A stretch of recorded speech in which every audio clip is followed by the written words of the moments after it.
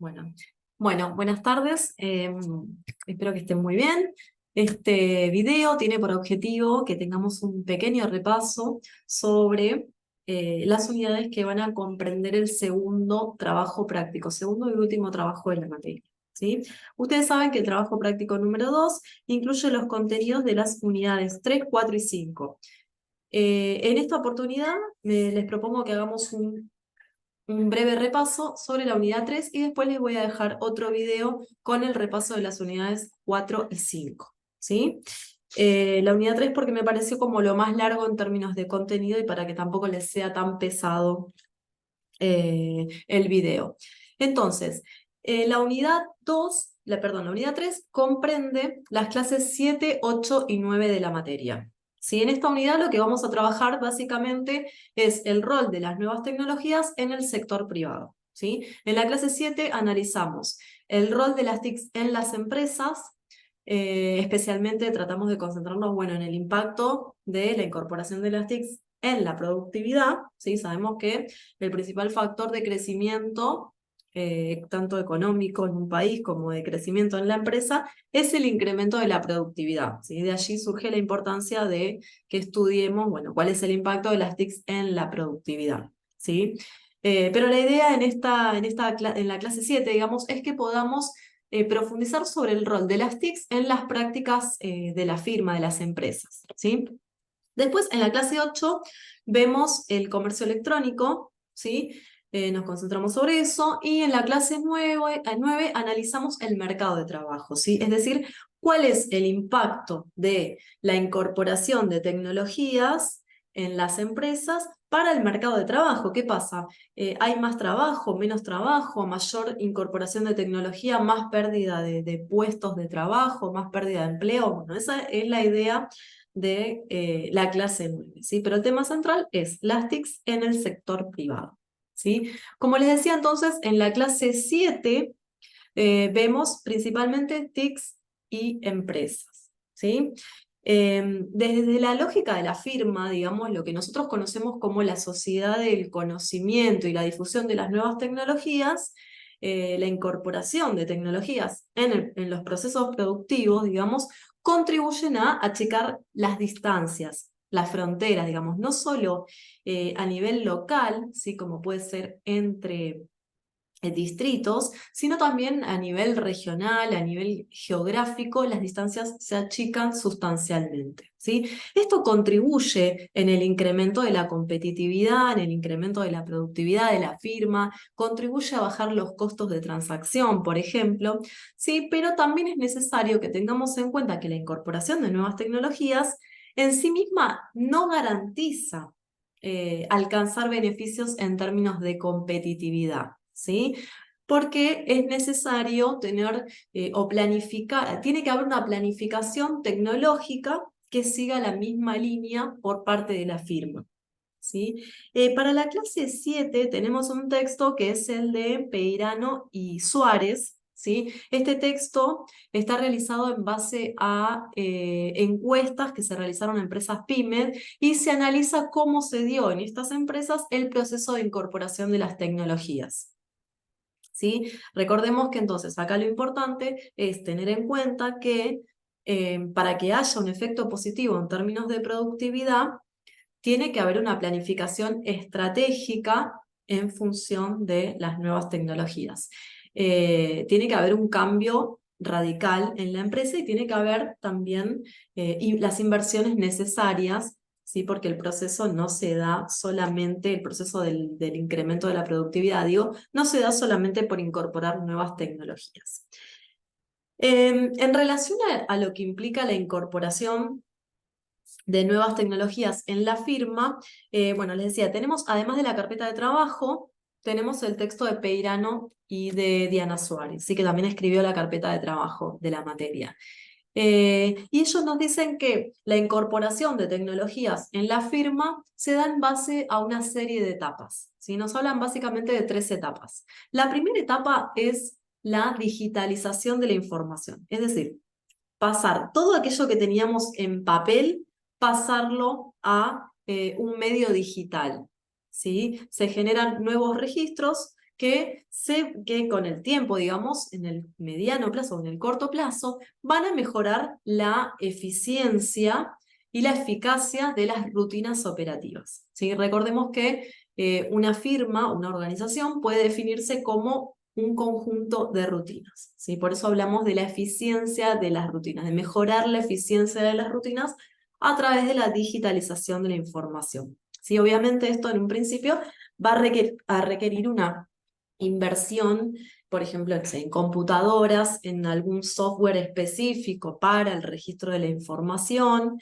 Es decir, que tenemos la capacitación del personal, por ejemplo, de los recursos humanos, y entonces hay una inversión inicial que en el largo plazo se va a traducir en mejoras en términos de eficiencia, ¿sí?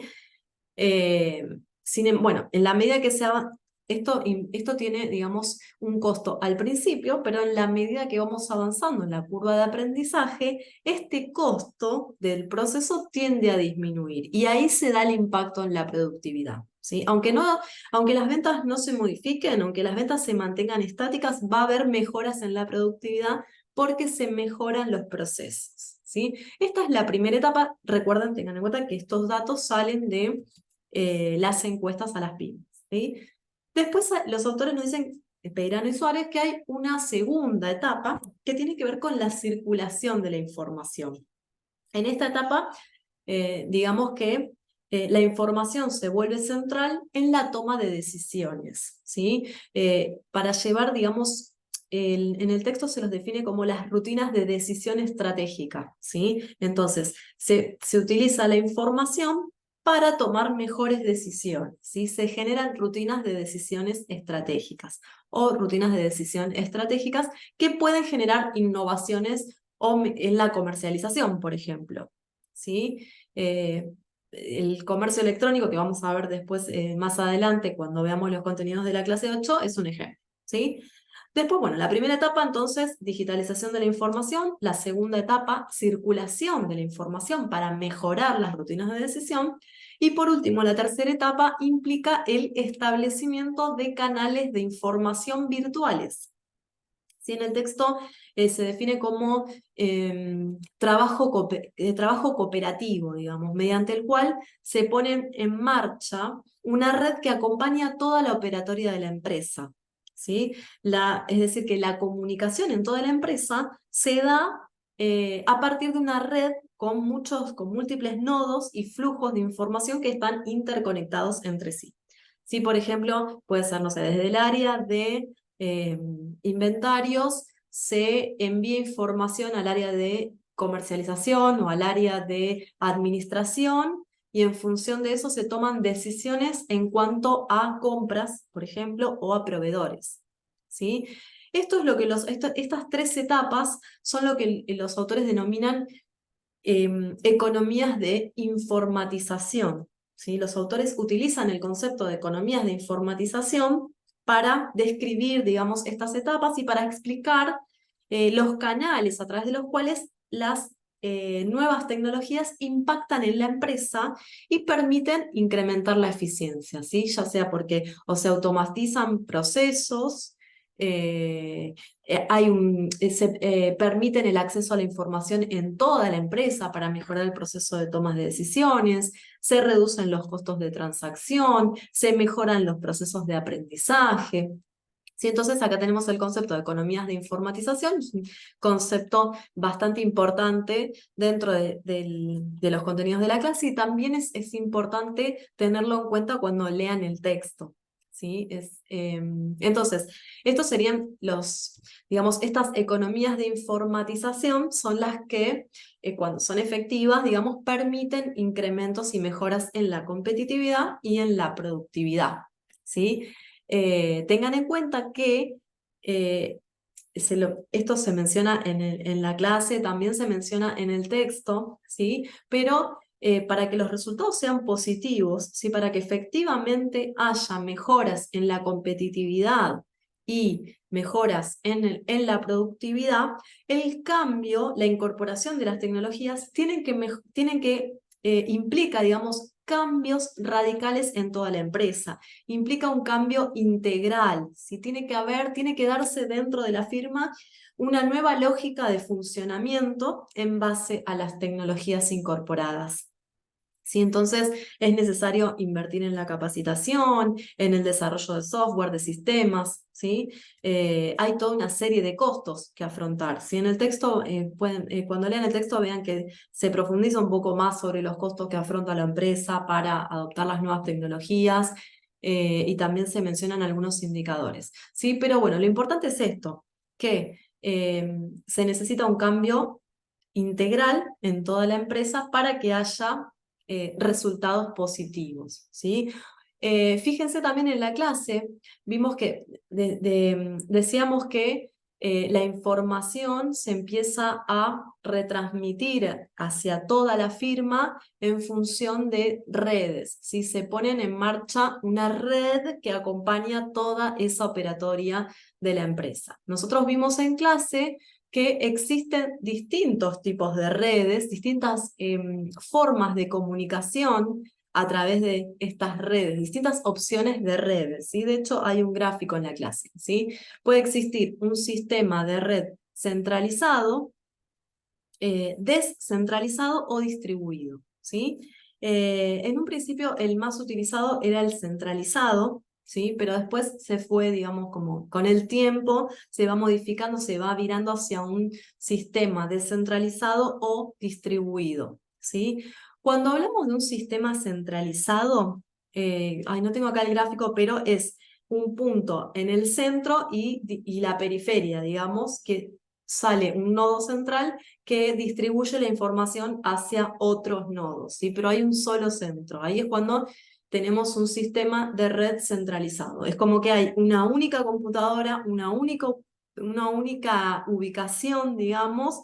Toda la información se ingresa en ese nodo, ese sistema principal para acceder a la información. Si se cae, si se cae ahí el nodo central, digamos, todo el mundo queda desinformado, digamos, como para que entiendan o para poner como un ejemplo en el plano fuera de la empresa, un ejemplo de una red de comunicación centralizada sería, por ejemplo, la televisión, la radio, o alguna publicidad en particular. Si hay un único emisor que circula la información para todos los nodos, ¿sí?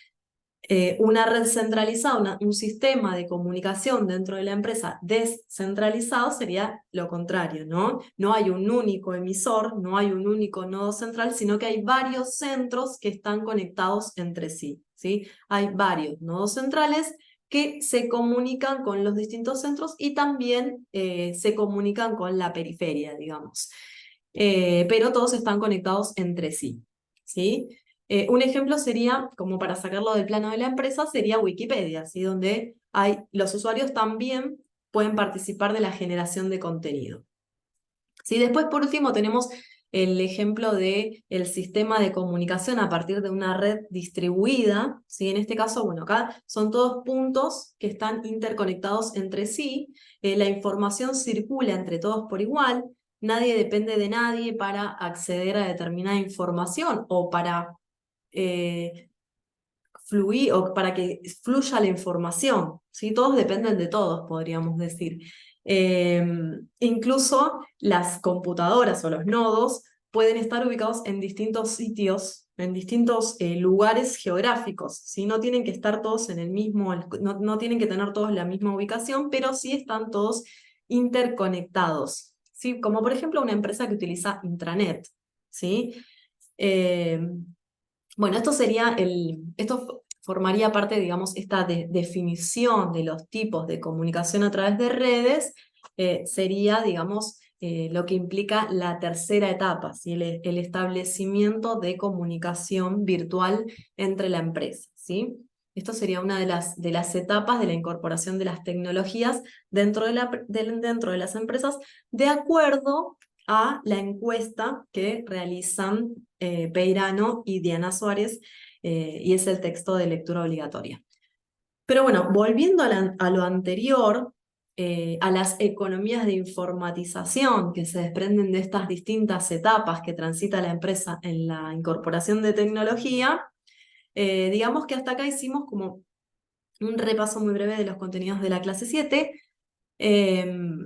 Eso sería lo central, digamos, tiene que ver con las etapas de incorporación de las TICs en la tecnología, estas economías de informatización.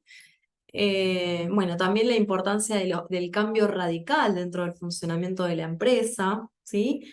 Eso sería como lo central de la clase 7 y también del texto, de lo que ustedes tienen que concentrarse en el texto. Bueno, las distintas etapas de incorporación de las TICs, también los costos, los indicadores de incorporación de las TICs, ¿sí? Eso lo van a leer ustedes en el texto. Esto hasta acá sería como un repaso muy breve de los contenidos de la clase 7. En la próxima clase vamos a ver, vamos a repasar los contenidos, esperen que tengo acá el plan de trabajo, los contenidos de la clase 8, que nosotros la tenemos, las clases 7 y 8 estaban juntas dentro del aula.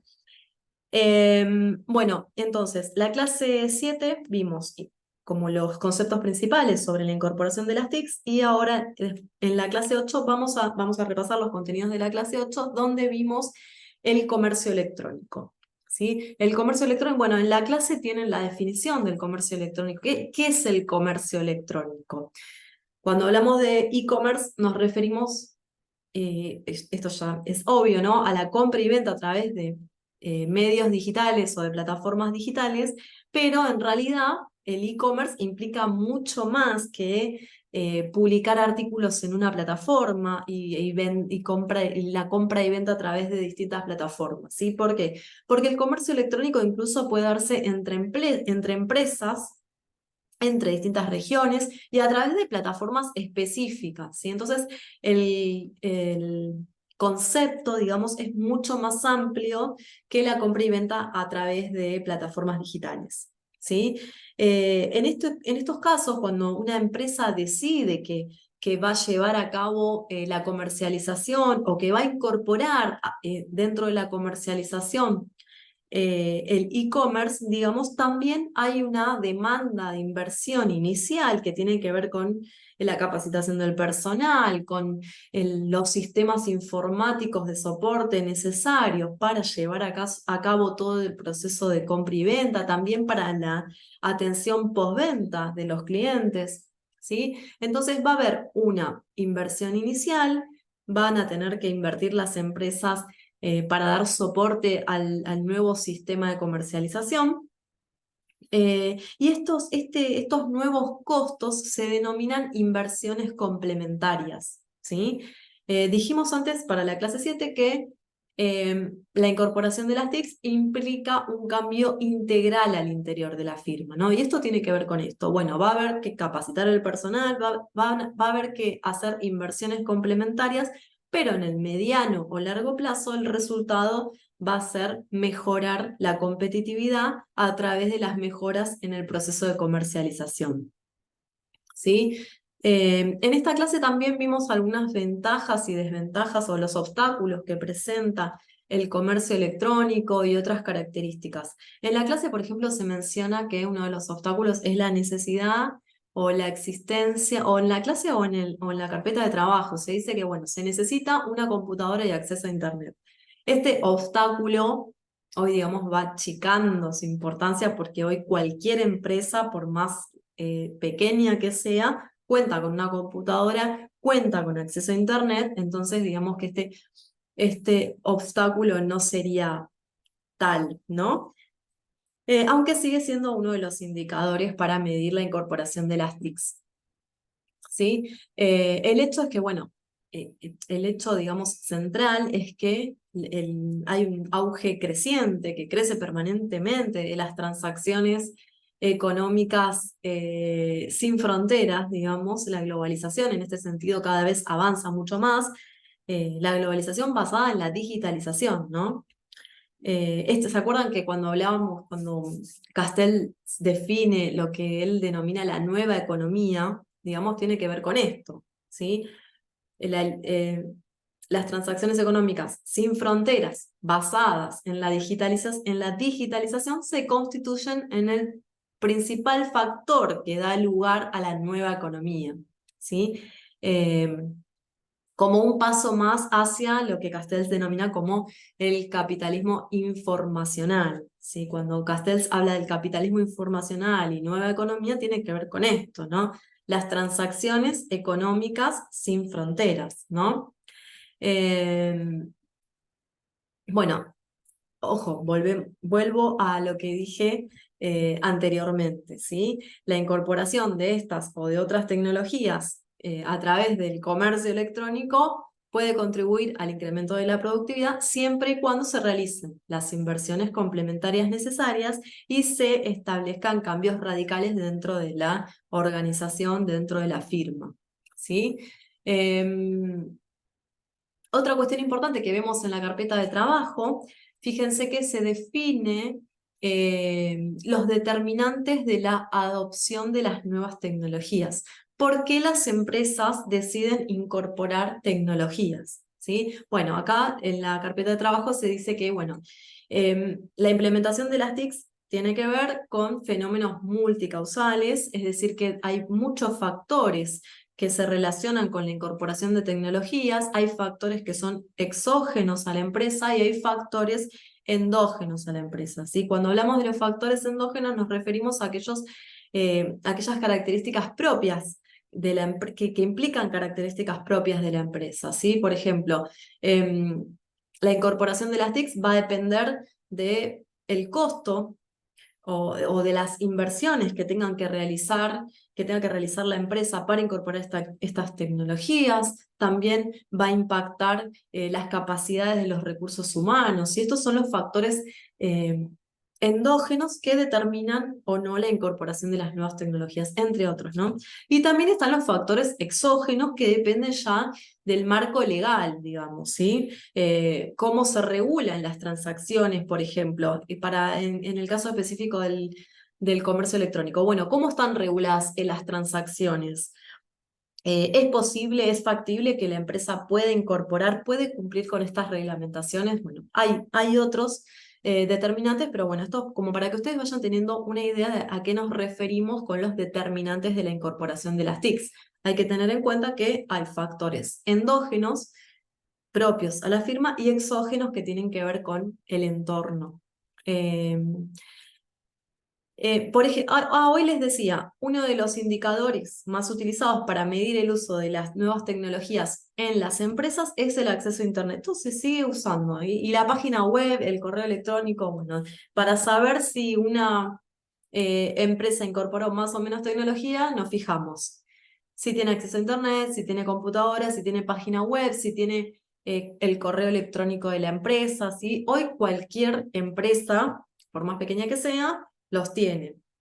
¿Sí? Hay datos no sé si esto, no me acuerdo si está en la carpeta de trabajo o lo vimos en la clase, pero ya en 2006 la mayor parte de las empresas, o sea, hablo de un porcentaje superior al 95%, ya tenían acceso a Internet, ¿sí? Entonces hoy podemos decir que ya el 100%, ¿sí?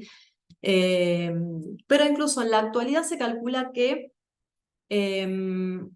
hay un porcentaje que es más o menos ronda el 30% de empresas que ya realizó ventas por comercio electrónico en el año 2021, ¿sí? Tengan en cuenta que entre 2020 y 2021 tuvimos la pandemia, entonces la pandemia, digamos que a nivel mundial agilizó o digamos aceleró el proceso de las ventas a través del comercio electrónico, ¿sí? No solo a nivel, digamos, a través de las plataformas, sino también a nivel de las empresas, ¿sí? Muchas empresas empiezan a utilizar o tienen que necesariamente hacer las inversiones necesarias para poder tener comercio electrónico, ¿sí?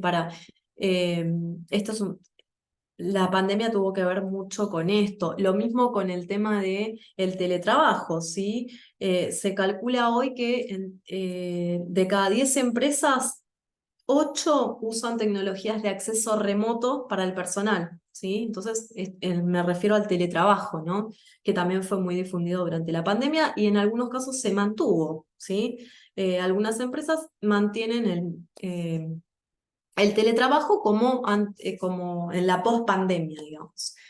Entonces, nosotros lo que tenemos que analizar, lo que tenemos que tratar de mirar es cuál es el grado de penetración de las nuevas tecnologías en las empresas, ¿sí? En la medida que uno va complejizando el análisis, va cayendo el grado de penetración, ¿sí? Si nos referimos a página web, correo electrónico, bueno, internet, obviamente, bueno, ahí todas las empresas lo tienen, pero en la medida que vamos profundizando, no sé, si nos fijamos en algún sistema contable o en algún sistema de logística, bueno, ahí la incorporación de tecnología va bajando, ¿sí? Entonces, en la medida que se van complejizando la tecnología en sí, la incorporación es menor, ¿sí?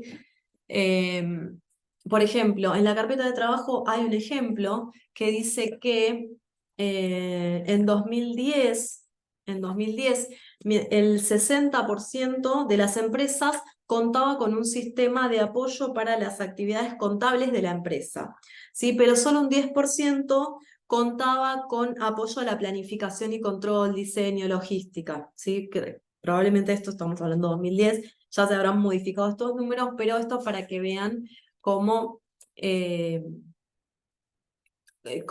a medida que nos vamos complejizando el análisis, la incorporación de las tecnologías es menor, ¿sí?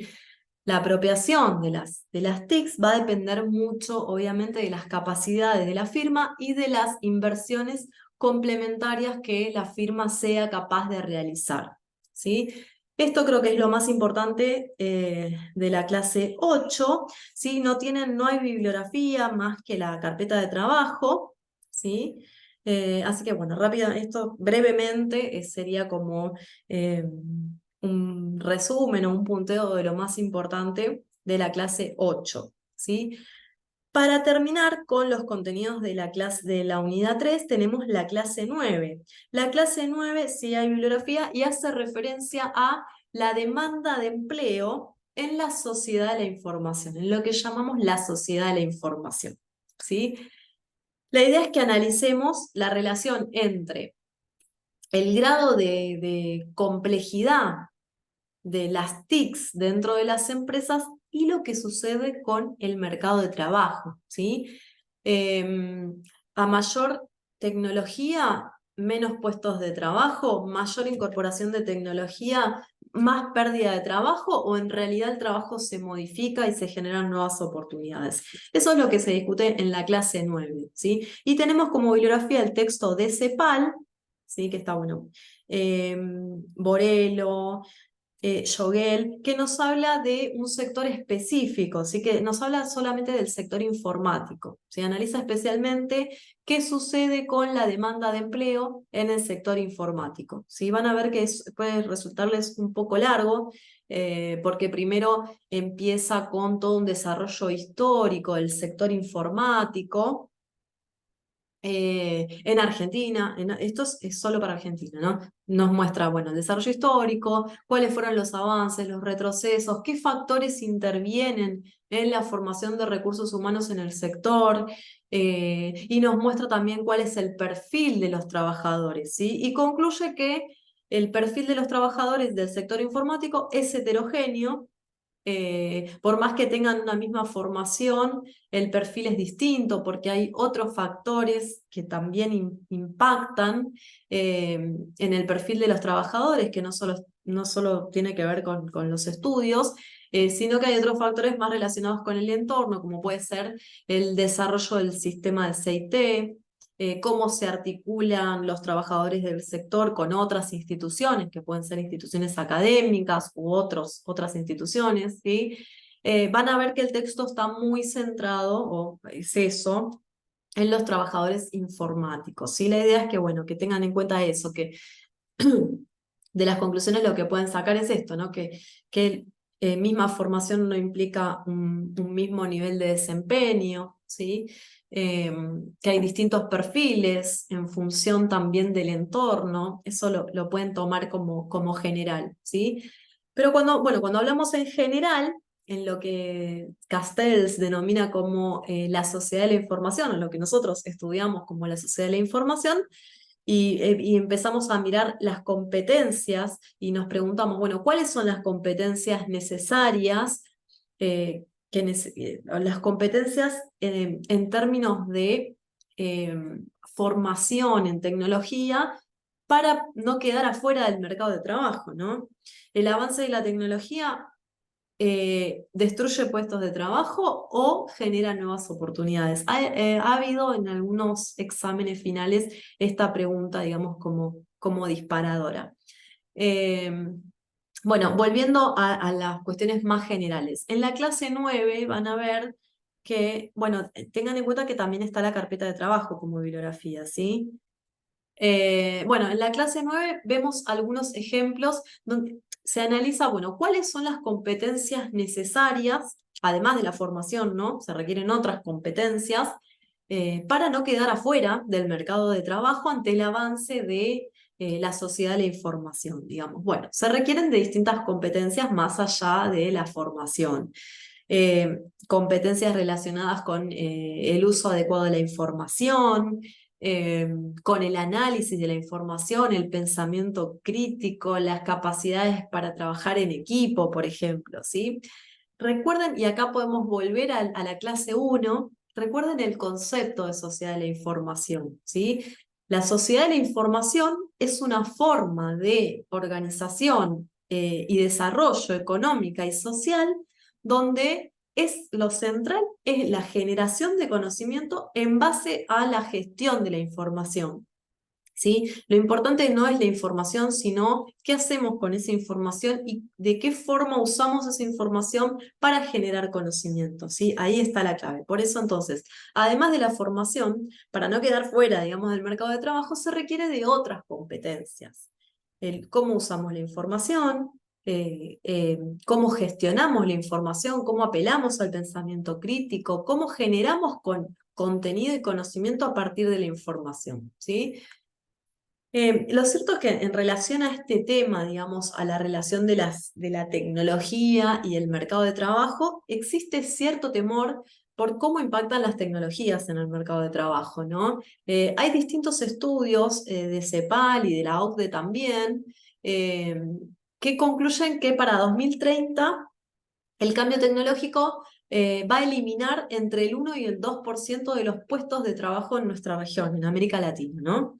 Pero sin embargo, también estos estudios concluyen en que existe la posibilidad de que se generen y se consoliden también nuevas ocupaciones relacionadas con el implemento de las tecnologías, ¿sí? Entonces, las posibilidades eh, de cada sector, las posibilidades de desarrollo, digamos, de cada sector, va a depender tanto de las actividades y las competencias que logren los trabajadores, pero también va a ser importante tener en cuenta las redes de las que forma parte cada trabajador, ¿sí? Es difícil predecir lo que puede pasar con cada sector en particular de acá a unos 10 o 20 años, ¿sí? Pero sí lo importante es que si nosotros sabemos que puede haber un porcentaje de destrucción de puestos de trabajo, bueno, entonces, ¿cómo trabajamos sobre eso?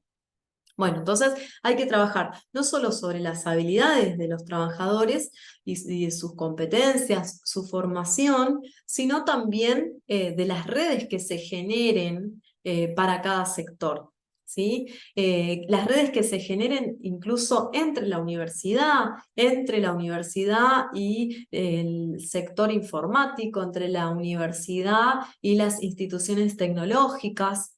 ¿Sí? ¿Qué pasa con la articulación y las redes? ¿No? Y acá esto, digamos, es importante eh, tener en cuenta que el rol del Estado es muy importante en este sentido, ¿sí? Entonces, el sector de las nuevas tecnologías tiene que ser central dentro de la política industrial, ¿sí? La industria tiene que decíamos que la incorporación de las TICs también tiene que ver con factores exógenos a la firma, ¿no? Bueno, es a esto a lo que nos referimos, a el rol del Estado, ¿sí? Las políticas estatales tienen que colocar en el centro de la política industrial a las nuevas tecnologías, a la incorporación de tecnología, ¿sí? Las firmas, o sea, digamos que las industrias tienen que ser capaces de dar respuesta a las necesidades de las firmas que los rodean, el sector industrial, ¿sí? Por eso es tan importante la articulación entre el sector privado y el sector público, ¿sí? En términos de generar las condiciones para que se puedan desarrollar las nuevas tecnologías, ¿sí? Y cómo se articula el sector privado con las instituciones educativas, la universidad, ¿sí? Hay cierto temor, obviamente, puede haber caída en la demanda de empleo o de algún empleo en particular, ¿sí? Por eso es que, y también no se puede negar que aquellos trabajadores menos capacitados van a estar, o con menos competencias, digamos, van a estar, digamos, en desventaja, ¿sí? Eso es cierto, pero por eso es tan importante que ante una complejización de la demanda de trabajo es importante eh, generar redes y vinculación entre el sector público y el sector privado, ¿sí? Como para que haya menos trabajadores en desventaja y haya menos trabajadores que no hayan adquirido las capacidades necesarias, ¿sí? Porque es cierto también que cada vez se requieren más competencias, el, el grado de complejidad a sí mismo es dinámico, de manera que esto también implica permanentemente que los trabajadores tengan que estar capacitándose, ¿sí? Nos pasa en muchos sectores, en la educación, los médicos, ¿sí? La capacitación constante como para no quedar fuera del mercado. Esa es la realidad y de ahí la importancia de la articulación entre el sector privado y el sector público. Bueno, creo que hasta acá ya estaríamos con el repaso de la unidad 3. Ahí les mencioné como las cuestiones claves, les pido que relean las clases, que relean la carpeta de trabajo y que en función de lo que leen en las clases y en la carpeta de trabajo, lean la bibliografía, ¿sí? Traten de relacionar los temas y seguro les va a ir muy bien en el trabajo, en el TP2. Bueno, creo que con esto ya estamos. Les dejo al final del video un foro de consultas. Ya saben que me pueden escribir por ahí o me pueden escribir al mail. No hay ningún problema con eso. Y bueno, estamos en contacto y en breve les subo el repaso de las unidades 4 y 5. Y bueno, los dejo. Gracias a todos.